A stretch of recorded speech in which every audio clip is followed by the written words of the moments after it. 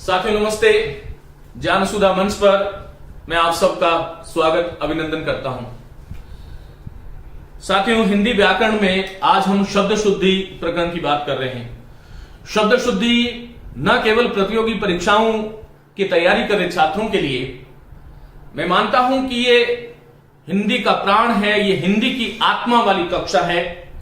सभी हिंदी प्रेमियों को इस कक्षा को सुनना चाहिए, जानना चाहिए और बहुत ध्यान से अपने जीवन में अपनाना भी चाहिए। और यदि इससे भी आगे बढ़ के बात करूं तो चाहे आपके पास हिंदी विषय है या नहीं है, क्योंकि हिंदी भारत की घोषित राजभाषा और अघोषित राष्ट्रभाषा है और इस नाते हमारा यह कर्तव्य है कि हम हिंदी को शुद्ध लिखें, शुद्ध बोले, शुद्ध रूप से यथासंभव उच्चारण भी हमारा शुद्ध होना चाहिए, ऐसा प्रयास करना चाहिए। मनुष्य की जो चीजें हैं वो 99% ठीक हो सकती है, 100% ठीक हो या नहीं हो ये अलग बात है, लेकिन हमारा ये प्रयास होना चाहिए कि हम हमारा जो दैनंदिन जो जीवन है उसमें शब्दों के महात्म्य को रक्षित करें, संरक्षित करें और निरंतर से हमारे जीवन में उनका हम उपयोग करें। मैं विद्यार्थियों से कहता हूं कि आप ये जो प्रक्रियाएं हैं वो एक दिन से संपन्न नहीं हो सकती। एक दिन में भाषा का पूर्णतः ज्ञान नहीं हो सकता, वर्षों लग जाते हैं, जन्मों लग जाते हैं। इस जन्म की साधना हो सकता है कि अगले जन्म में काम आए, वह तो एक दार्शनिक पक्ष है इसका, लेकिन आपकी परीक्षाओं की दृष्टि से यह कक्षा आपको 1 घंटे बाद में जहां पर अभी आप हैं वहां से आपको आगे लेके जाएगी, ऐसा मेरा विश्वास है।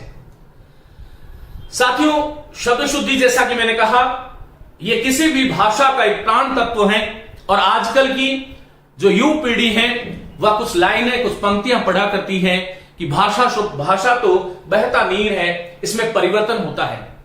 मैं आरंभ में आपको एक बात बता दूं, मैंने अभी आपको कहा कि हिंदी के 2 रूप हैं, एक हिंदी का राजभाषाई रूप है, एक राष्ट्रभाषाई रूप है। साथियों, जो आप परीक्षा देने जा रहे हैं वो हिंदी के राजभाषा पक्ष की, राजभाषाई रूप की परीक्षा दे रहे हैं, इसलिए आपको उसी रूप की उपासना करनी चाहिए। राष्ट्रभाषा में हिंदी क्योंकि एक अभिव्यक्ति की भाषा है, इसलिए यदि आप चाहें तो शुद्ध बोलें तो आपकी महत्ता होगी, आपकी गरिमा बढ़ेगी, आपका गुरुत्व इस समाज में बढ़ेगा।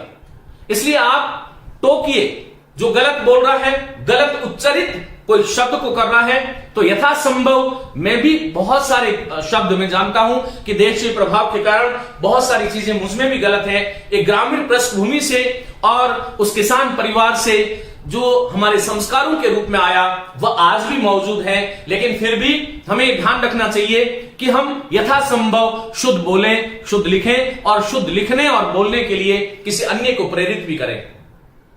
भाषा के प्रति हमारा दृष्टिकोण सप्रयोजन नहीं होना चाहिए।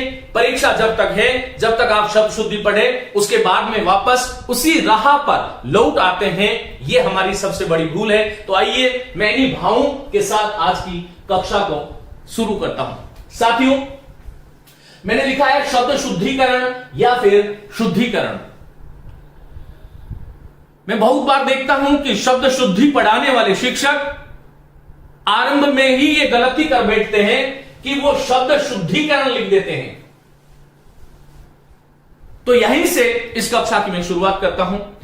साथियों, आपको ध्यान रखना है कि करण हिंदी में एक स्वतंत्र शब्द भी है और करण एक प्रत्यय के रूप में भी उपयोग में आता है।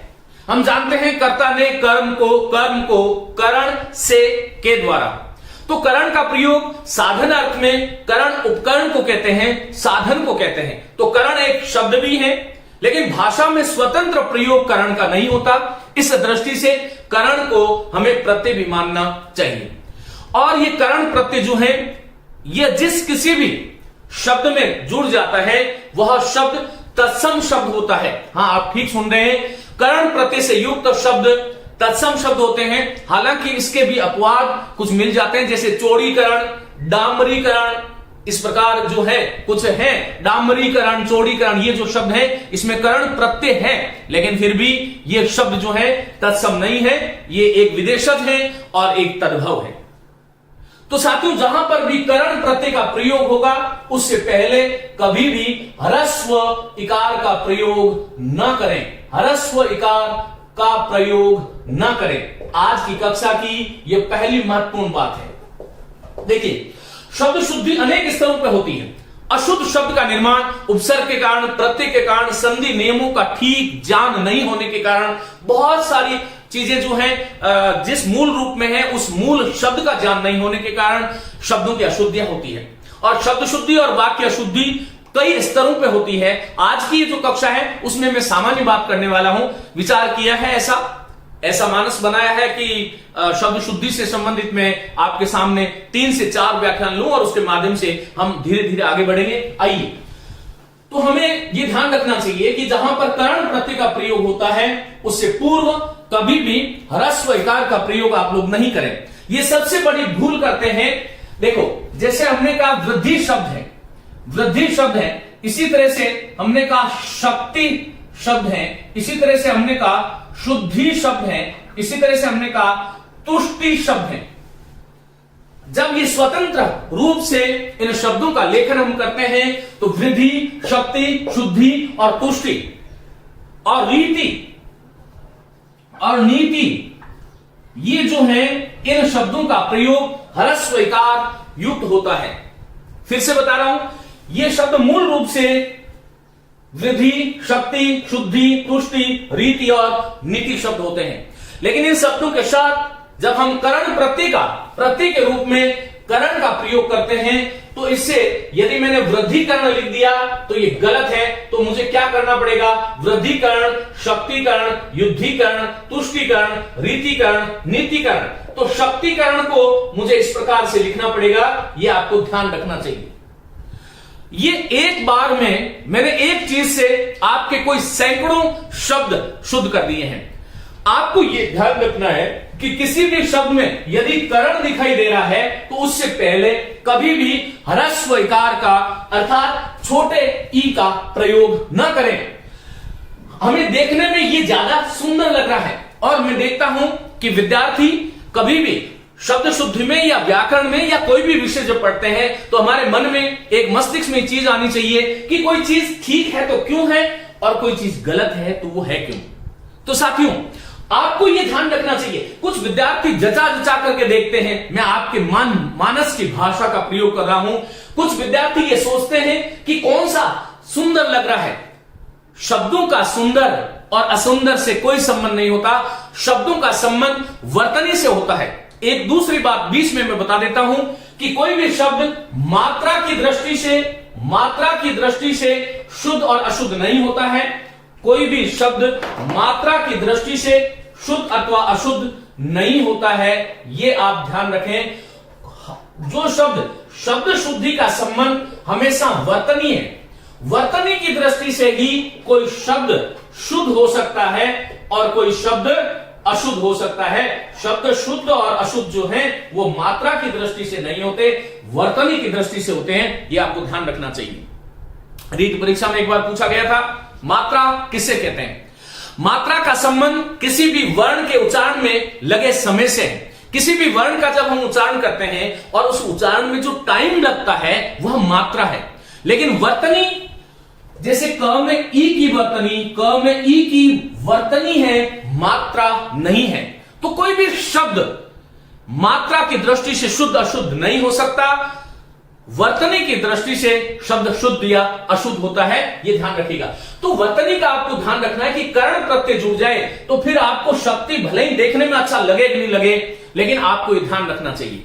तो इसी प्रकार बहुत सारे शब्द जो हैं और हो सकते हैं। शुद्धिकरण है, निजीकरण है, औद्योगिकीकरण है, भूमंडलीकरण है, प्रकटीकरण है, आधुनिकीकरण है, शहरीकरण है, चौड़ीकरण है, डामरीकरण है, नवीनीकरण है, सशक्तिकरण है, कंप्यूटरीकरण है, साधारणीकरण है। ये जितने भी शब्द मैंने आपके समाजीकरण है, केंद्रीकरण है। कुछ लोग केंद्रीयकरण लिख देते हैं, यह ध्यान रखिएगा, यह केंद्रीयकरण गलत शब्द है। शुद्ध शब्द होगा केंद्रीकरण। जो केंद्र में नहीं था, जो सेंटर में नहीं था, जो मध्य में नहीं था, उसको सेंटर में लेकर के आने की जो प्रक्रिया है वह केंद्रीकरण है। आपको यह ध्यान रखना है कि करण प्रत्यय जो है वो शुद्धि के अर्थ में जुड़ता है, तो केंद्रीकरण शुद्ध शब्द होता है। इसी प्रकार मैंने कहा नवीनीकरण, नवीनीकरण, नवीनीकरण, तो यहां पर नी दीर्घ होगा। लेकिन एक शब्द ध्यान रखें, एक शब्द है पृथक्करण। पृथक्करण में पृथकीकरण नहीं करना है। विजानीकरण, उद्योगीकरण, अभी अभी शुद्ध अशुद्ध में पूछा है, तो ये ध्यान रखना है, जो उद्योग नहीं था पहले उसको उद्योग लगा दिया गया, तब हम कहते हैं उद्योगीकरण। एक शब्द औद्योगिकीकरण भी होता है, उद्योग और उद्योग से संबंधित जो नहीं था उसको उद्योग और उद्योग से संबंधित बना देना, तो वहां पर जो शब्द आएगा वो होगा औद्योगिकीकरण। ये ध्यान रखिएगा।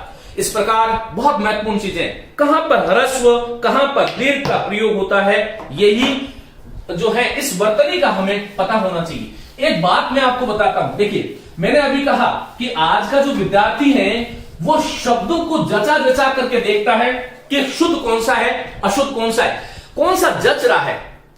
मैं बहुत बार देखता हूं, मैंने कहा सारथी, मैंने कहा वाल्मीकि, मैंने कहा दाशरथी। देखो ये जो अभी मैं लिख रहा हूं ये बहुत आवश्यक है परीक्षा की दृष्टि। मारुति, ये जो शब्द है ये शब्द शुद्ध है या अशुद्ध, आप लोग चिंतन करें। तो साथियों मैंने प्रत्येक प्रकरण में, आप जो है मेरे YouTube चैनल की प्लेलिस्ट में जाएं और प्लेलिस्ट में जाकर के प्रत्येक प्रकरण जो है उसमें आप देखिएगा प्रत्ययों को जहां पर मैंने पढ़ाया है वहां पर इस बात को विस्तार से बताया गया है। ये शरत शब्द था और शरत में पुल्लिंगवाची जो शब्द होगा उसमें ई प्रत्यय जुड़ेगा, तो शुद्ध शब्द है सारथी। लेकिन मैंने कहा ना सारथी देखने में बड़ा हल्का सा लगता है, हमारी चीज तो हम तो बड़ा सोचते हैं, बड़ा करते हैं, और मात्राओं वर्तनी के संबंध में यह नियम नहीं लगता। वैसे आम जीवन में, वैसे दैनंदिन जीवन में बड़ा सोचिए, सकारात्मक सोचिए, अच्छा सोचिए, कुछ और अच्छा होगा। लेकिन शब्दों के मामले में तथ्यात्मक सोचिए, तार्किक सोचिए। वाल्मीकि शब्द था, वाल्मीकि शब्द में ई जुड़ा, ई जुड़ने से वा का वा हो गया, शब्द बना वाल्मीकि। दाशरथी, दशरथ पुत्र राम को कहते हैं, सारथी रथ वाले को कहते हैं। वाल्मीकि बाम्बी से जिसका संबंध था, दशरथ शब्द था, ई प्रत्यय जुड़ा, शब्द क्या बना दाशरथी। इसमें छोटा ह्रस्व आएगा, ये ध्यान रखो। मारुति, मारुति मरुत, हनुमान जी को कहते हैं, मरुत मूल शब्द था, मरुत में त हलंत है, ई जुड़ेगा, मां का मां होगा, शब्द बनेगा मारुति। कुछ लोग शब्द लिखते हैं त्रिपुरारी, कुछ लिखते हैं मुरारी।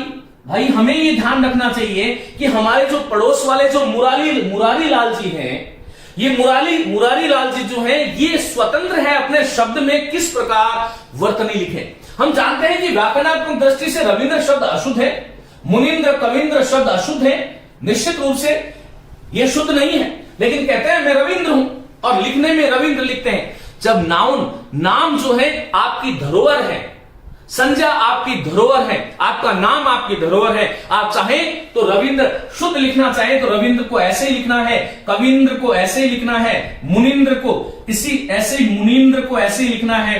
लेकिन यदि आप कहें नहीं मैं रविंद्र नहीं हूं, मैं रविंद्र हूं, तो वहां पर आपको अडामेट नहीं करना है। परीक्षा में तो रविंद्र ही चलेगा, ये नहीं चलेगा। इसलिए मुरारी लाल जी जो हैं वो आपके पड़ोस वाले मुरारी लाल जी यदि अट जाए कि मुझे तो दीर्घ ई ही लिखना है, तो आप उनको रोक नहीं सकते, टोक नहीं सकते। वो राष्ट्रभाषाई रूप है, वो उसकी धरोहर है, संपदा है, नाम है। लेकिन यहां पर देखो, ध्यान रखो कि त्रिपुर शब्द था और त्रिपुर शब्द में जब अरी जुड़ा तब शब्द क्या बना, बोलो त्रिपुरारी। देखने में भले अच्छा लगे नहीं लगे, लेकिन त्रिपुरारी ये गलत है, ये गलत है, ये गलत है, ये इनमें कहीं दीर्घ ही नहीं आता। मुरारी शब्द ये गलत है। मुर नामक राक्षस का जो है अरी वह है मुरारी। तो ये छोटी छोटी चीजें हैं जिनको यदि आप ध्यान रखोगे तो बहुत कुछ प्राप्त कर सकते हो। लेकिन जहां पर ह्रस्व नहीं होता, पत्नी में हमेशा दीर्घ आता है, लेकिन हम पत्नी को ऐसे लिख देते हैं, ये गलत है, ये है। इसी प्रकार दंपति में ती बड़ा आएगा, ये ध्यान रखिएगा, दंपति में ती छोटा नहीं आता, बड़ा आता है। जानकी में की बड़ा आएगा, जानकी है, ये स्त्रीवाचक जितने भी शब्द हैं, द्रौपदी हैं, पार्वती हैं, इनमें बड़ा आएगा, ये ध्यान रखिएगा। दीर्घ ई, दीर्घ ई, दीर्घ ई, यहां पर पत्नी लिखोगे, ह्रस्व लिखोगे, पत्नी नाराज हो जाएगी, ये ध्यान रखिएगा। हमें इन चीजों का ध्यान रखना चाहिए कि शब्द शुद्धि का संबंध व्याकरण से है। साथियों, आपको शब्द शुद्धि जानने के लिए प्रत्यय आने चाहिए, उपसर्गों का सही प्रयोग होना चाहिए, संधि नियम आप भली भांति जाने। तो इस प्रकार इन चीजों का आपको ध्यान रखना है। ये कुछ शब्द जो कि बहुत महत्वपूर्ण है और बार बार परीक्षाओं में पूछे जाते हैं, उन्हीं के बारे में बात कर रहा हूं। चलिए आइए, मैंने एक प्रश्न लिखा है आपके सामने कि शुद्ध शब्द का चयन करें, और मैंने 4 विकल्प लिखे हैं, आप उत्तर दीजिएगा। एकत्रित, साम्यता, द्वारका और चमत्कारिक। शुद्ध क्या है? मैं जानता हूं कि भारत के भाषिक बाजार में एकत्रित शब्द सर्वत्र बिक रहा है, सब लोग लिख रहे हैं। जैसे एक शब्द है क्रोधित, क्रोधित, एक शब्द है ग्रसित, एक शब्द है आकर्षित। ये शब्द जो है इसी रूप में हम लिख रहे हैं, हतोत्साहित, निरुत्साहित, निरुत्साहित, हतोत्साहित, आकर्षित, ग्रसित, क्रोधित। इसी प्रकार से हम एक शब्द का प्रयोग करते हैं संयमित। इसी प्रकार से एक शब्द है आश्वासित। इसी प्रकार से तो ये शब्द है, हमें ये ध्यान रखना चाहिए। एक बहुत महत्वपूर्ण शब्द है अभिशापित, अभिशापित। एक और शब्द है प्रफुल्लित, और जैसे जैसे याद आएंगे मैं लिखूंगा। तो हमें यह जानना चाहिए, देखो मैं कह रहा हूं एकत्रित शब्द गलत है, किसी रूप में ठीक नहीं है, आपको यह ध्यान रखना है। इसी प्रकार से ग्रसित लिख दिया होगा हमने, ग्रसित है, क्रोधित है, और त्रसित, त्रसित का शब्द है त्रसित, एक शब्द त्रसित है। एक कुछ लोग व्यापित शब्द लिखते हैं, व्यापित। तो ये सारे के सारे जो शब्द हैं, ये सब के सब जो हैं अशुद्ध हैं। साथियों, ये आपको ध्यान रखना है। और हमारी जिह्वा पर देखो, हम जिह्वा को भी गलत लिखते हैं। यदि हमारा उच्चारण ठीक होगा तो हम शब्दों को लिखेंगे भी ठीक, ये आप ध्यान रखिएगा। शब्द होता है जिह्वा, हम बोलते हैं जिह्वा, वह पहले बोल देते हैं, जबकि ह जो है वो हलंत है। तो ये सारे के सारे शब्द गलत है, और ये मैंने वो शब्द लिखे हैं जो परीक्षाओं में बार बार पूछे जाते हैं। एकत्रित शब्द पूर्णतः अशुद्ध है। शुद्ध शब्द है साथियों एकत्र। ये इत प्रत्यय का प्रयोग यहां पर होता ही नहीं है। भाई हम जानते हैं कि कुसुमित, कुसुमित, रचित, लिखित, मापित, याचित, इनमें इत प्रत्यय का प्रयोग करना चाहिए। ये गलत नहीं है। ये सारे के सारे इस प्रकार के जो शब्द हैं वह शुद्ध हैं। हमने हिंदी व्याकरण माला में इसलिए शब्द शुद्धि प्रकरण को सब सर्व प्रमुख स्थान दिया और इंडेक्स में भी सबसे पहले लिखा। और इसका कारण यह है क्योंकि शब्द शुद्धि का संबंध परीक्षाओं से है, मैं जानता हूं, लेकिन शब्द शुद्धि का संबंध हमारे जीवन से है। हमारा जो दैनंदिन जीवन है उसमें यह काम आने वाला बिंदु है। तो साथियों, इनमें इत प्रत्यय का प्रयोग होना चाहिए, लेकिन त्रस यहां पर एकत्र होगा। कोई चीज एकत्र है अर्थात एक स्थान पर, संस्कृत का त्रल प्रत्यय है, त्रल का ल चला जाता है, एक जगह स्थान पर, एक स्थान पर जो है वो एकत्र है, उसके लिए एकत्रित शब्द का प्रयोग ना करें। मैं एक मंत्र आपको देता हूं। यदि आप वास्तव में सच्चे विद्यार्थी हैं और वास्तव में आप नाटक नहीं कर रहे हैं पढ़ने का, तो ये ध्यान रखिएगा, हमारा जो दैनंदिन जीवन है, जो जीवन हम अहर्निश जी रहे हैं, रात्रिंदिव जी रहे हैं, उस जीवन में शुद्ध शब्द का प्रयोग करना चाहिए। और जब आप अनौपचारिक रूप से भी कहीं पर लिख रहे हैं, औपचारिक अनौपचारिक किसी भी रूप से लिख रहे हैं, तो वहां पर आपको ध्यान रखना चाहिए कि मैं शुद्ध लिखूं। यदि आप किसी को संदेश भी लिख रहे हैं, शुद्ध लिखें। एक साथी से हमने आज बात करी कि भाई ना तो कोई अव्यय है ही नहीं, मूलतः अव्यय क्या है? न है। तो हम क्यों कहते हैं? हम कहते हैं आप आ रहे हैं ना, है ना होता है। आप जा रहे हैं ना, मैं उसे वहां न जाना चाहिए था। ना जाना चाहिए था नहीं होता, मूलतः न है। ये छोटी छोटी गलतियां है ना, लेकिन ये छोटी छोटी गलतियां जीवन बनाती है, बिगाड़ती हैं। हमारे हमारा जो रोजमर्रा का जो जीवन है उसमें हम प्रयास करें। और यदि आप मेरे विद्यार्थी हैं तो ये मेरा आदेश मानिए कि हमें कभी भी हम चाहे स्वप्न में भी यदि कुछ बोल रहे हैं, कुछ लिख रहे हैं, हम चाहे किसी भी अवस्था में लिख रहे हैं, चाहे हम रफ में लिख रहे हैं। बहुत सारे बच्चे कहते हैं गुरुजी ये रफ था, ये कच्चा कार्य था। अरे साथियों, ये कच्चा ही आपकी आदतें बनती है, ये कच्चा ही जाकर के आपका व्यक्तित्व बनेगा। इसलिए अपने व्यक्तित्व में शब्दों का संयत होकर के प्रयोग हमें करना चाहिए। पूरे भारतवर्ष में शब्द बोला जाता है महानता। महानता कोई शब्द नहीं होता, उसके बारे में खैर बाद में बात करेंगे। तो एकत्र होता है। इसी तरह से यहां पर इत प्रत्यय नहीं है, त्रस्त। मैं उससे त्रस्त हूं, मैं उससे त्रस्त हूं। मैं इसके बाद में आपको वाक्य शुद्धि पढ़ाने वाला हूं। वाक्य प्रकरण में वाक्य की अशुद्धि का एक बड़ा कारण वाक्य में प्रयुक्त अशुद्ध शब्द भी है। हम बहुत बार बोलते हैं सकुशलता पूर्वक।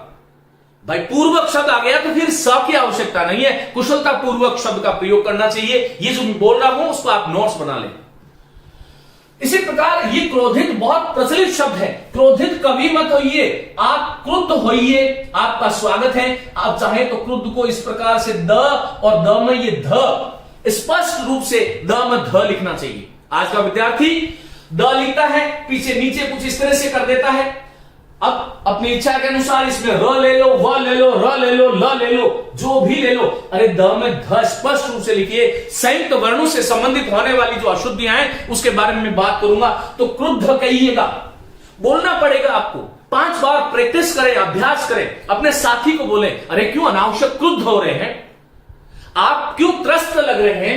इसी प्रकार से मैंने कहा कि उसे राहु ने ग्रसित कर लिया, सिंह ने ग्रसित कर लिया। ग्रसित का शब्द होता ही नहीं है, मोह ग्रसित नहीं, मोहग्रस्त होता है। मोहग्रस्त, ग्रसित नहीं होता। तो ग्रसित शब्द अशुद्ध है। आकर्षित भारत के भाषिक वातावरण में बड़ा जबरदस्त शब्द है जो सब लोग गलत बोलते हैं। जैसे हम विकर्षित नहीं कहते ना, जैसे हम विकर्षित नहीं कहते, विकृष्ट कहते हैं। जैसे हम निकर्षित नहीं कहते, निकर्षित शब्द नहीं होता, शब्द होता है निकृष्ट। जैसे हम उसी प्रकार हमें आ उपसर्ग के साथ में कृष धातु के साथ में जब तथा प्रत्यय संस्कृत का जुड़ता है तो शब्द होता है आकृष्ट। ये एक शब्द यदि आपने ठीक बोला तो आपको 2 नंबर दिला देगा, और आपने गलत बोला तो -2.66 आपको गलत, आप पास होने वाले नहीं हैं। इसलिए प्रयोग करें कि मैं आकृष्ट हूं। आप आकृष्ट के प्रति कभी भी आकर्षित मत होइए। आकर्षित होगे तो परीक्षा में कभी पास नहीं होने वाले। इसलिए आज के बाद में संकल्प लें कि आज के बाद में मैं आकृष्ट होऊंगा। आकृष्ट है, इसी प्रकार से बड़ा गलत शब्द है हतोत्साहित। साथ ही उसमें हत और उत्साह का संधि है। उत्साहित तो स्वयं एक विशेषण है।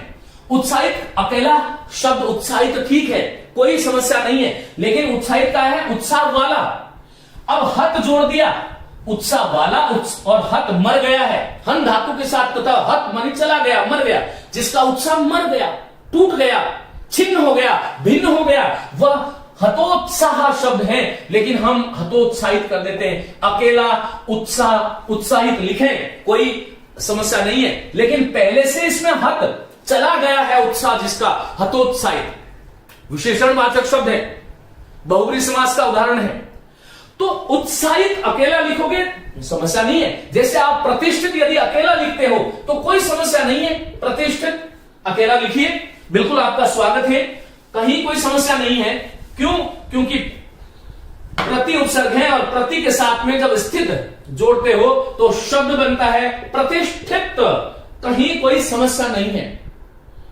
जैसे युधि और स्थिर से युधिष्ठिर बनता है, युधिष्ठिर, स का श हो जाना संधि नियम है। लेकिन इसके साथ में आपने लब्ध प्रतिष्ठित लिख दिया तो ये पूरा पद गलत है, क्योंकि लब्ध का अर्थ ही है प्राप्त हो गई है जिसको, और प्रतिष्ठित प्रतिष्ठा प्राप्त हो गई है जिसको। तो एक ही चीज को 2 बार कहने के कारण वह अशुद्ध हो गया। इसलिए हमें शुद्ध शब्द कहना चाहिए लब्ध प्रतिष्ठ।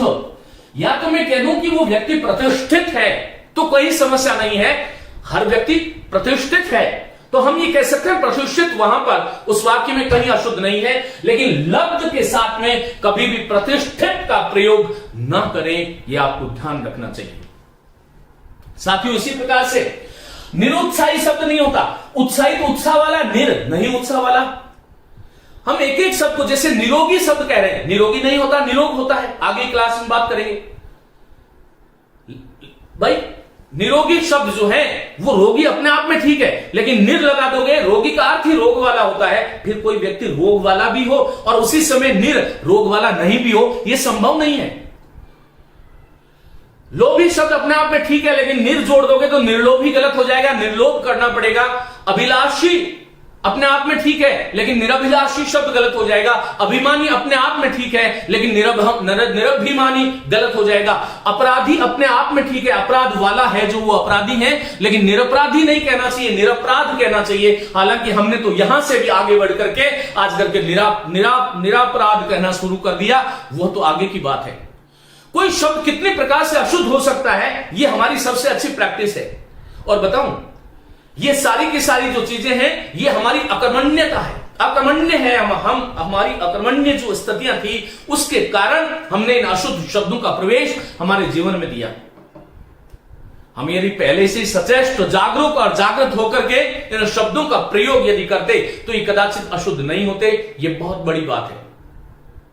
कोई भी एक दिन में बहुत बड़ा व्याकरण नहीं बन सकता, सालों की साधना होती है, वर्षों की साधना होती है, तब जाकर के वह शब्द जो है वो उस रूप में आता है। और उस शब्द को विकृति, यदि शब्द में विकृति आती है तो मैं सदैव कहता हूं कि शब्द हमारी सांस्कृतिक मूल्यों का, शब्द हमारी सांस्कृतिक मूल्यों का प्रतिबिंब है। भाषा, हमारी जो भाषा है वो सांस्कृतिक प्रतिबिंब है हमारा। शब्द गलत हुआ, शब्द विकृत हुआ तो हमारे सांस्कृतिक जो मूल्य हैं वह भी विकृत होंगे, यह आपको ध्यान रखना चाहिए। तो निरुत्साहित नहीं, निरुत्साह कहें। संयमित शब्द नहीं होता, या तो आप संयम बना लें, वह संयम है, वह संयम में रहता है, भाववाचक शब्द। और इसका विशेषण यदि बनाना है तो यह संयत शब्द होता है, संयत, वह संयत है, तो संयत होना चाहिए। आश्वासित नहीं होता, क्या होगा बोलो, आश्वस्त। मैं आपको आश्वासित करता हूं, ये बहुत बार मैंने सुना है और यही परीक्षाओं में आता है, लेकिन वस्तुतः ठीक जो शब्द हैं वह आश्वस्त हैं। इसी प्रकार से यह शब्द अभिशापित हैं। अभिशापित शब्द नहीं होता साथियों, शब्द होता है अभिशप्त। शुद्ध शब्द है अभिशप्त, ये ध्यान रखिएगा, अभिशप्त। इसी प्रकार प्रफुल्लित, एक तो शाप शब्द होता है, शाप। ये शाप जो है ये श्राप नहीं है, श्राप अशुद्ध है, उसने उसे श्राप दे दिया। अरे भाई श्राप तो कोई शब्द ही नहीं है, शाप शब्द है, शाप। तो इसी प्रकार शापित नहीं होगा, अभिशप्त होगा। जैसे ग्रसित नहीं, ग्रस्त। तो इसी प्रकार प्रफुल्लित, प्रफुल्लित, फूला हुआ। तो प्रफुल्लित में इत जोड़ने की जरूरत नहीं है, शुद्ध शब्द है प्रफुल्ल, प्रफुल्ल। मैं संस्कृत की दृष्टि से वहां पर शब्द को बता नहीं रहा, क्योंकि कुछ लोग हो सकता है कि नितांत हिंदी के अद्वैसाई हो, उन विद्यार्थियों के सामने संस्कृत बताना ठीक नहीं होगा। व्यापित शब्द नहीं होगा, बोलो शब्द क्या होगा, व्याप्त। आज के बाद में ये जो मैंने अभी शब्द बताए इनको आप रखिए, और साथ साथ में मैंने आपको तरीका भी बताया क्यों अशुद्ध है। तो यहां पर साथियों आपने त्रसित नहीं त्रस्त, ग्रसित नहीं ग्रस्त, क्रोधित नहीं क्रुद्ध, आकर्षित नहीं आकृष्ट, हतोत्साहित नहीं हतोत्साह, निरुत्साहित नहीं निरुत्साह, संयमित नहीं संयत। और भाषा का प्रयोग संयत होते हुए करना चाहिए। आश्वासित नहीं आश्वस्त, अभिशापित नहीं अभिशप्त, प्रफुल्लित नहीं प्रफुल्ल, और व्यापित नहीं व्याप्त कहिएगा। और इनको बार बार अपने दैनंदिन जीवन में सम्मिलित कीजिएगा। शब्द की साधना करें, यह ध्यान रखिएगा, क्योंकि शब्द हमारे यहां पर ब्रह्म है, और जैसे हम ब्रह्म की साधना करते हैं वैसे ही शब्द की साधना यदि आप करने लगे तो देखना आपके जीवन में बहुत चमत्कारिक परिणाम आ सकते हैं। साथियों साम्यता शब्द अशुद्ध है। ये क्यों अशुद्ध है, ये मैं एक बात आपको बता देता हूं। बहुत सारे साथी मुझसे पूछते हैं क्या एक शब्द में एक से अधिक प्रत्ययों का प्रयोग किया जा सकता है, हां या ना? तो मेरा उत्तर हां है, बड़ी सारी हां है कि एक शब्द में एक से अधिक प्रत्ययों को जोड़ा जा सकता है, एक से अधिक उपसर्गों को भी जोड़ा जा सकता है। लेकिन यह ध्यान रखना चाहिए कि एक शब्द में, लिखिएगा मेरे साथ, एक ही शब्द में एक ही अर्थ वाले दो प्रत्ययों का प्रयोग न करें। मैं विस्तार से प्रत्यय संबंधी अशुद्धियां जो है आगे के कालांश में पढ़ाने वाला हूं, तब उस दिन उसके बारे में बात करूंगा।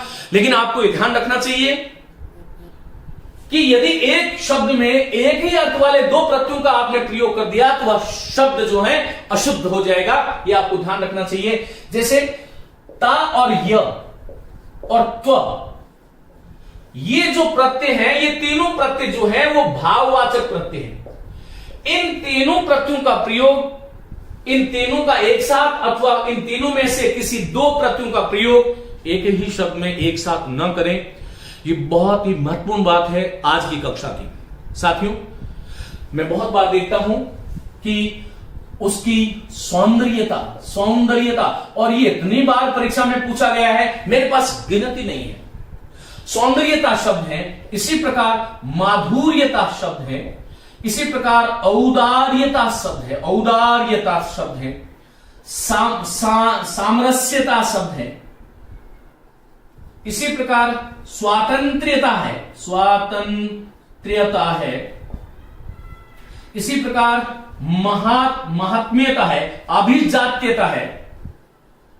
ये कुछ महत्वपूर्ण शब्द लिख रहा हूं मैं, जो आप बहुत गलत कर रहे हो। एक शब्द यहां पर साम्यता है, अभिजात्यता है।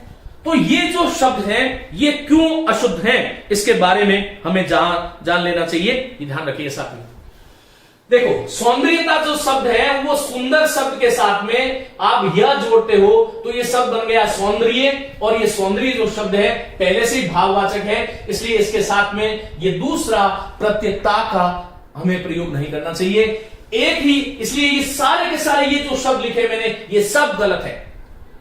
लेकिन इसकी सबसे बड़ी जो समस्या जो मैंने मेरे जीवन काल में, शैक्षिक यात्रा में जो मैंने महसूस करी, वह यह है कि हम बोलते गलत हैं। हम यदि बोलते ऐश्वर्य है तो लिखेंगे ऐश्वर्य नहीं। हम बोलते ऐक्य हैं तो ऐक्य नहीं लिखेंगे। हम ऐतिहासिक बोलते हैं, मैं कह रहा हूं ऐतिहासिक नहीं, ऐतिहासिक बोलने का प्रयास करें। बहुत सारे विद्यार्थी जब मुझसे जब साक्षात होते हैं तो वो कहते हैं कि गुरुजी आपने ऐसा सिखाया था, लेकिन हम ऐसा कर नहीं पाए, और उसके पीछे कारण ये था कि हमें लोग टोकने लग गए। आपको एक समय तक लोग टोकेंगे, लेकिन जब आप सफल हो जाएंगे तो वही लोग आपका अनुकरण करेंगे, ये आप ध्यान रखिएगा। तो आप, यदि मैं बोल रहा हूं और, तो और का अर्थ तो तरफ है, और मैं और बोलूंगा तो ये अव्यय है। तो हम क्यों शब्द को अशुद्ध बोल रहे हैं? हम बोलते सौंदर्यता है तो लिखेंगे भी सौंदर्यता, और फिर हमारा दोहरा चरित्र नहीं होना चाहिए। हम समाज में कुछ और है, परीक्षा हॉल में, परीक्षा भवन में कुछ और है, यह ध्यान रखिएगा। तो जैसे आप हैं वैसे ही आपको दिखना चाहिए शब्दों के विषय में, चाहे आप भाषा आपके पास है या नहीं है, कोई फर्क नहीं पड़ता। आप परीक्षा के लिए पढ़िए, मेरी खूब शुभकामनाएं, लेकिन इससे बड़ा भाषा के साथ अपनत्व होना चाहिए। यदि अपनत्व के साथ इन चीजों को देखोगे, आनंद आएगा। माधुर्यता नहीं कहिएगा, या तो आप मधुर के साथ में ता जोड़ करके मधुरता बना लें, या फिर माधुर्य बना लें, या मधुरत्व बना लें, लेकिन माधुर्यता यह भी जोड़ दो, ता भी जोड़ दो, यह सब ता गलत है। यहां पर इसी प्रकार उदार शब्द था, उदार शब्द में यह जोड़ा तो शब्द बना औदार्य। यह आपका औदार्य है स्वामी। और मैं ये कह दूं औदार्यता तो गलत है, और या फिर उदार में सीधा सीधा ता जोड़ दो। यह जोड़ने से तो आदि वृद्धि होती है। यह जोड़ा तो ऊ जो था वो औ बन गया, यह जोड़ा तो म में जो म जो था मधुर, उसका मां बन गया, सु का सौ बन गया। ऐसे बहुत सारे शब्द हैं। मैं 4 घंटे इसी यह प्रत्यय पर बात कर सकता हूं, लेकिन मैंने आपको एक तरीका बता दिया कि यह और ता का प्रयोग साथ में नहीं होना चाहिए। बहुत बार शब्द पूछा जाता है साम्यता। अरे साम्यता शब्द बना कैसे? सम मूल शब्द था, उपसर्ग नहीं है। देखो ये वाला जो सम है म हलंत वाला, ये तो उपसर्ग है, और ये सम संख्या, समान है जो संख्या, सम भाव, समान है जो भाव, सम दृष्टि, समान है जो दृष्टि, ये सम उपसर्ग है, ये सम शब्द है। उपसर्ग का भाषा में कभी स्वतंत्र प्रयोग नहीं होता, लेकिन जो शब्द है उसका स्वतंत्र प्रयोग हो रहा है। तो सम के साथ में यह जोड़ते हैं, तो यह में स में जो अ दिखाई दे रहा था, यह अ तो आ बन गया, शब्द बन गया साम्य। फिर इसके साथ में ता की आवश्यकता नहीं है, नहीं जोड़ना चाहिए। मैंने एक शब्द अभी बोला था कर्मण्यता, अकर्मण्यता, गलत शब्द था वो। कर्मण्येव अधिकारस्ते मां फलेषु कदाचन मां कर्म फल हेतुर्भूमा ते संगास्तु कर्मणि। तो कर्मण्य शब्द है, कर्मण्यता शब्द नहीं। तो आपको यह ध्यान रखना चाहिए, समरस शब्द था, समरस में मैंने ये जोड़ा तो सामरस्य शब्द है, ये शुद्ध है, सामरस्यता नहीं होता।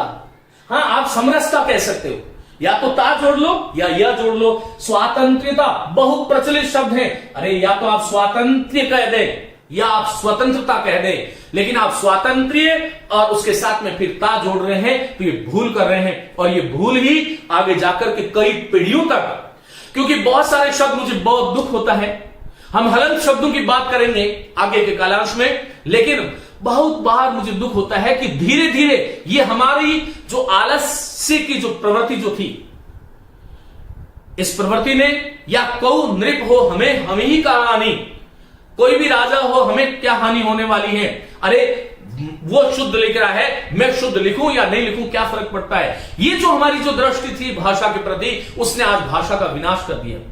साथियों, मैं एक शिक्षक हूं और मैं आपको ये कहता हूं कि आज यदि आप पुरानी परीक्षाओं को उठा के देखोगे तो हिंदी की परीक्षाओं में 50 प्रश्न आते हैं, तो ये कोई नियम नहीं, लेकिन 10-10 प्रश्न डिलीट हो रहे हैं। ऐसा क्यों हो रहा है?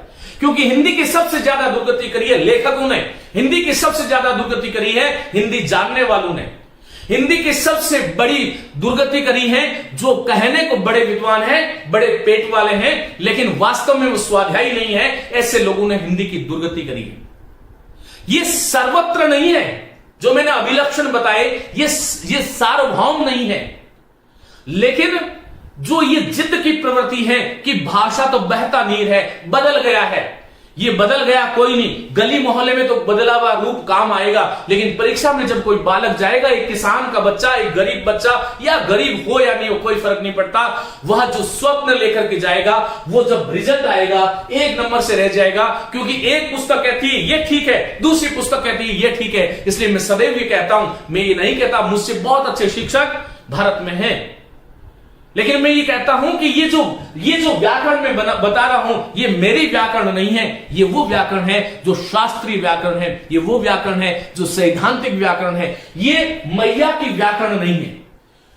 इसी प्रकार स्वातंत्र अभिजात्यता, अभिजात शब्द था, अभि उपसर्ग था, जात मूल शब्द था, ये जुड़ा, अ का आ हो गया, त हलंत हो गया, शब्द बन गया अभिजात्य। अभिजात्यता शब्द का प्रयोग नहीं होना चाहिए। इसी प्रकार से आगे चलता हूं साथियों, इसका आप स्क्रीनशॉट ले लें, मैं इसको मिटा रहा हूं। मैंने अभी 2 शब्दों की बात करी है ना, एक तो एकत्रित को लेकर के मैंने आपको कुछ चीज बताई, एक साम्यता को लेकर के बात बताई। चलिए अब हम आगे बात करते हैं कि तीसरा जो शब्द है वो द्वारका लिखा है मैंने, द्वारका नहीं द्वारिका है। ये द्वारिका जो शब्द है वह भी अशुद्ध है, ये ध्यान रखिएगा। कुछ शब्द ऐसे होते हैं, और ये 4 शब्द है विशेष करके, एक तो हम वापस लिखते हैं, एक हम द्वारिका लिखते हैं, एक हम बहिन लिखते हैं, और एक शब्द और है, एक शब्द है अहिल्या। और ये शब्द जो है वो परीक्षा में बार बार आते हैं, ये ध्यान रखिएगा, चारों शब्द गलत है, इनमें ई का प्रयोग नहीं होना चाहिए। मैं वापस जा रहा हूं, शुद्ध है, वापिस नहीं। द्वार शब्द था, व्यापार व्यवसाय का द्वार, उसमें का प्रत्यय जुड़ा, द्वार का, द्वारिका नहीं। बहिन नहीं होता, बहन होता है, अहिल्या नहीं होता। मैं इसके चरित्र चित्रण पर या इसका ऐतिहासिक संदर्भ में नहीं जा रहा, क्योंकि इतना समय नहीं होता और विद्यार्थी को इससे कोई मतलब ही नहीं होता। आपको ये ध्यान रखना चाहिए, यहां पर नियम नहीं बता रहा हूं मैं आपको। 4 शब्द आज रखिए मेरे साथ, वापस, द्वारका, बहन और अहल्या। ये जो शब्द हैं ये शुद्ध है। वापस, द्वारिका, बहन और अहिल्या ये अशुद्ध है। और मैं ये कहता हूं आपसे कि आपका जो दैनंदिन जो जीवन है उसमें भी बहन न बोले, बहन बोले। ये मेरी बहन है। जैसे हमने जानबूझ करके दोपहर बोला और आज हमारी भाषा में आ गया और परीक्षा में तो दोपहर को गलत मानेंगे। शब्द है दोपहर, ये शुद्ध है, ये अशुद्ध है।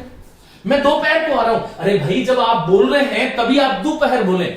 जैसे हम दो नाली नहीं दुनाली बोलते हैं, दोपट्टा नहीं दुपट्टा बोलते हैं, दो रंगा नहीं दुरंगा बोलते हैं, दो लत्ती नहीं दुलत्ती बोलते हैं, दो मिट्टी नहीं दुमट बोलते हैं। तो इस प्रकार से हमें ध्यान रखना चाहिए कि दो जो है उसका दु आदेश हो जाता है। ये हिंदी की संधियां हैं। मैंने संधि प्रकरण में आपको भली भांति इन चीजों को समझाया है। मैंने आपको जैसा कहा कि शब्द शुद्धि जो प्रकरण है ये किसी एक विशेष बिंदु पर आधारित नहीं है। शब्द के साथ वही विद्यार्थी न्याय कर पाएगा जो संधि, समास, उपसर्ग, प्रत्यय और भाषा में आए हुए शब्दों का जो स्रोत है वो जानेगा, तभी वो शुद्ध बोलेगा, लिखेगा।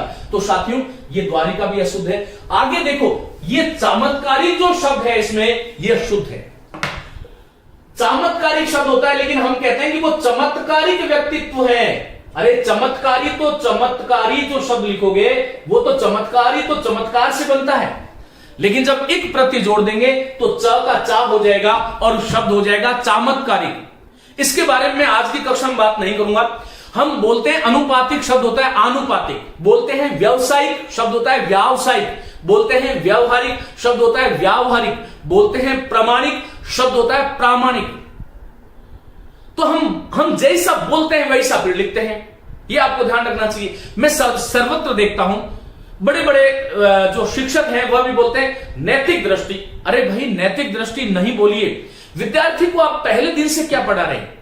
हमारा जीवन तो पढ़ाते पढ़ते जो है 15 वर्ष हो गए। आपका पूरा जो जीवन जो पड़ा है 40-50 वर्षों की यात्रा अभी तक आपको इस समाज और देश के लिए करनी है।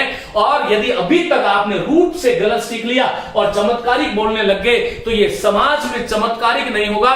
ये कभी भी समाज जो है वो आपसे चमत्कारिक नहीं हो सकता, ये ध्यान रखिएगा। चमत्कारिक बोलने का प्रयास करें। कितना गलत पढ़ाओगे और आगे आने वाली पीढ़ियों को कितना हर्जाना इसका होगा। हर एक व्यक्ति की अपनी जिम्मेदारी है, उस जिम्मेदारी का निर्वहन हमें करना चाहिए। हमारा कहीं जो अस्तित्व इस सृष्टि पे है तो हमें उसका निर्वहन करना चाहिए। मेरा ये आप लोगों से आग्रह है। तो चमत्कारिक शुद्ध है। अब मित्रों आगे की हम बात करते हैं। देखिए ये शब्द है योगीराज। ये योगीराज जो शब्द है वह अशुद्ध है, आपको ऐसा ध्यान रखना है। देखो क्या होता है, हिंदी में हम लिखते हैं योगी, पक्षी, इसी प्रकार से मंत्री, इसी प्रकार से मंत्री, इसी प्रकार से स्वामी, इसी प्रकार से योगी, भोगी, भोगी शब्द का प्रयोग करते हैं। इन शब्दों में स्वतंत्र रूप से जब हम इन शब्दों को लिखते हैं तो यहां पर दीर्घ ई का प्रयोग होना चाहिए, कहीं कोई समस्या आपको नहीं है। मंत्री है, प्राणी शब्द है, प्राणी शब्द में नहीं बड़ा लिखते हैं, विद्यार्थी में बड़ा लिखते हैं। मैं कह रहा हूं विद्यार्थी जा रहा है, मैं प्राणी हूं, वह भोगी है, वह उसका स्वामी है। मंत्री आ रहा है, पक्षी उड़ रहा है, योगी बैठा है। इन शब्दों में स्वतंत्र रूप से तो दीर्घ ई का प्रयोग होता है, लेकिन साथियों ये जो शब्द जो अशुद्ध हुआ ये ऐसे परीक्षा 2010 में पूछा गया प्रश्न और बहुत बार ये पूछे जाते हैं, आपको ध्यान रखना चाहिए। संधि प्रकरण में मैंने इसके बारे में विस्तार से मैंने बात करी है, कोई विद्यार्थी वहां जाकर के भी इसको देख सकता है, विस्तार से बात करिए। मैं यहां पर तो आपको इन शब्दों को लेकर के, क्योंकि 2 ही प्रश्न मैंने आपको लिखे थे। देखिए योगी जो हम कह रहे हैं इसका मूल शब्द होता है योगिन, पक्षी का मूल शब्द ये पक्षिन होता है, मंत्री का मूल शब्द मंत्रिन होता है, स्वामी का मूल शब्द स्वामिन होता है, भोगी का मूल शब्द भोगिन होता है, प्राणी का मूल शब्द प्राणिन होता है और विद्यार्थी का मूल शब्द विद्यार्थीन होता है, सन्यासी का सन्यासीन होता है, युवा का युवन, राजा का राजन, ब्रह्मा का ब्रह्मन। ये जो है मूल शब्द होते हैं, आपको ध्यान रखना चाहिए। तो साथियों योगिन के साथ में जब आप राज जोड़ते हो, योगी अकेला दीर्घ होगा। न जब योगिन के साथ संधि होगी तो ये योगी राज में न का लोप हो गया, इसका नाम है न लोप व्यंजन संधि, न का जिसमें लोप हो जाता है तो योगी राज, ये ध्यान रखिएगा। इसी प्रकार पक्षीन वर्ग, तो यहां पर न का लोप हो गया, पक्षीन वर्ग, पक्षी और वर्ग ऐसे होगा। मंत्रिन के साथ में जब आप मंडल शब्द का प्रयोग करते हो तो मंत्रिमंडल में कभी भी आपको दीर्घ इकार नहीं लिखना है। बहुत बार लोग लिखते हैं मंत्रिमंडल, ये मंत्रिमंडल गलत है। इसी प्रकार से स्वामीन और वृंद का प्रयोग, स्वामी अकेला आएगा तो दीर्घ होगा स्वामी वृंद। इसी प्रकार से भोगिन और राज से शब्द जो बनेगा वो बनेगा भोगी राज, और प्राणीन और शास्त्र से जो शब्द बनेगा वह बनेगा प्राणी शास्त्र। णी का दीर्घ प्रयोग ना करें, और विद्यार्थी और वर्ग का प्रयोग करोगे तो ये शब्द जो बनेगा विद्यार्थी परिषद है, विद्यार्थी वर्ग है। ये अभी अभी फर्स्ट ग्रेड में पूछा गया शब्द है, तो आपको ऐसे ध्यान रखना चाहिए, संधि नियम होना चाहिए। पूरा भारतवर्ष बोल रहा है कि युवा वर्ग, अरे भाई युवा वर्ग नहीं होता, युवन मूल शब्द है। युवन के साथ में जब वर्ग जोड़ते हैं तब शब्द होता है युवर्ग, लेकिन युवाचार्य शब्द हो सकता है। आगे की कक्षा में हम और बात करेंगे। अब साथियों इसी प्रकार छत्र छाया, इसका आप स्क्रीनशॉट लीजिए, मैं इसको मिटा रहा हूं। छत्र छाया जो शब्द है वह भी गलत है। हिंदी में एक नियम है कि स्वर के बाद में यदि छ का प्रयोग होता है तो बीच में च जुड़ जाता है। यह मैं संधि में आपको पढ़ा चुका हूं, इसका नाम है चागम व्यंजन संधि। यहां पर देखो छत्र शब्द है और छत्र के साथ में जब मैंने छाया जोड़ा तो स्वर आया ट में, आगे छ आया, च बीच में जुड़ जाएगा और ये शब्द बनेगा छत्र छाया। इसलिए ये जो छत्र छाया है ये गलत है, ये भी गलत है। और इसके बारे में जो अन्य शब्द होंगे आगे की कक्षा में हम बात करेंगे। जिव्या शब्द ये भी अशुद्ध है। जिव्या में ह हलंत होगा, वह जिव्या होगा। ये बड़ा गड़बड़ शब्द है स्तोत्र, ये ध्यान रखिएगा। ये शब्द स में र है, ये शब्द स्रोत है। इसी प्रकार से एक शब्द है सहस्र, सहस्र शब्द है, स्रोत शब्द है, तो इसको हम स्तोत्र लिख देते हैं। मित्रों ये स हलंत है और इसमें र आया है, तो आज के बाद में स्तोत्र बोलना छोड़ें। स्रोत होता है उद्गम स्थल, किसी भी बात का सोर्स जो होता है वह स्रोत है। इसी प्रकार सहस्त्र बोलते हैं हम, लिखते भी शास्त्र हैं, ये गलत है। शुद्ध शब्द होता है सहस्र, सहस्रानंद, सहस्राक्ष। तो इन शब्दों की आत्मा को रक्षित करना परीक्षा की दृष्टि से तो मैंने कहा जरूरी है ही है, अंक दिलाएगा, लेकिन समाज में आपकी गरिमा बढ़ेगी, आप समाज के लिए बहुत बड़ा काम करोगे। और आगे हम बाद में बात करेंगे। पश्चात शब्द भी अशुद्ध है, त हलंत होता है, तो हलंत कहां पर प्रयुक्त होना चाहिए, कौन से संयुक्त वर्णों की कैसी अशुद्धियां हैं, उसके बारे में हम आगे की कक्षा में बात करेंगे। आज की जो कक्षा है मैं यहीं पर इसको समाप्त करता हूं। साथियों आप लोगों को यह ध्यान रखना है कि शब्द शुद्धि का संबंध कोई एक दिन से नहीं है। आप दैनंदिन रूप से अपने जीवन में इन शब्दों को उतारें, शब्दों को सीखें, शब्दों की साधना करें और शब्दों के साथ अपनत्व और प्रेम से पेश आए। और मेरा बहुत बहुत जो है मेरी ओर से बहुत शुभकामनाएं। सब लोग आनंदित होते हुए इस कक्षा का जो है श्रवण करें और अपने साथियों के साथ इसे साझा करें। नमस्ते।